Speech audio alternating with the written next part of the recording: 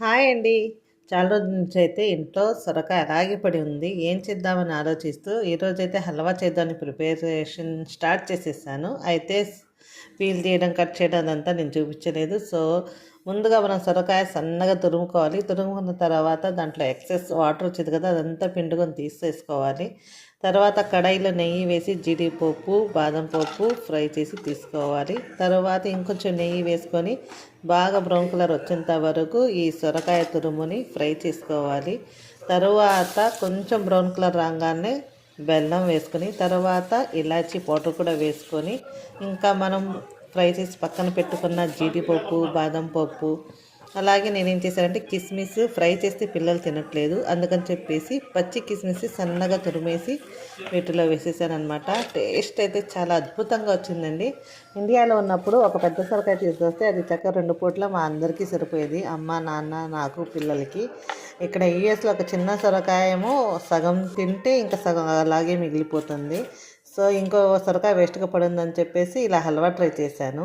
పిల్లలకైతే ఎంత నచ్చిందంటే కిచెన్ మొత్తం వెతికారు కనిపించిద్దేమోనని, కానీ వాళ్ళకి కనిపించలేదు. ఇంకా మీరే చూడండి ఎలా వెతుకుతున్నారో. ఏం చేస్తున్నావు? ఏం దొరికింది? ఏంటది? అది అయిపోయిందమ్మా. నేను దాచిపెట్టేదు, అయిపోయింది, అంతే ఉంది. ఏ అంత నచ్చిందా? అంత టేస్టీగా ఉందా? లేదమ్ములు, నిజంగా అయిపోయింది. సరే వెతుక్కో సాయంత్రం దాకా. లేదు, నిజంగా ఒట్టు అయిపోయింది.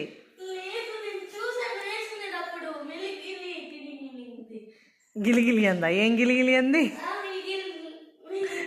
మిగిలిందా? మిగిలింది అని వచ్చిన తిప్పలు.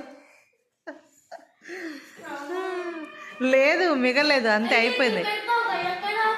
అదిగో కడాయి ఎక్కడే ఉంది చూడు, ఖాళీ కడాయి కనిపించిందా స్టవ్ మీద?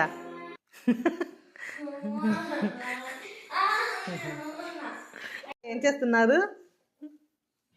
నిజంగా హల్వా అయిపోయింది. లేదు, మీ చెల్లెలు వెతుక్కొని అయిపోయింది, ఇప్పుడు మీరు వెతుక్కుంటున్నారా? వెతుక్కోండి. అయితే అస్సలు అనుకోలేదు పిల్లలకి ఇంత బాగా నచ్చిద్దని, అందుకని చెప్పేసి చిన్న కాయతో ట్రై చేశాను. ఇంకా నెక్స్ట్ టైం మళ్ళీ పెద్ద కాయ తీసుకొచ్చి మళ్ళీ చేసి పెడతాను. కొన్ని వంటకాలు ఏంటంటే అప్పుడప్పుడు మనకి సరిగ్గా కుదరవులే, ఎందుకులే వేస్ట్ చేయడం అన్నట్టుగా కొంచెం చేస్తాం, అదే సూపర్ టేస్టీగా రెడీ అవుతాయి కదా. ఇలా ఎంతమంది జరిగింది మీలో కామెంట్ చేయండి.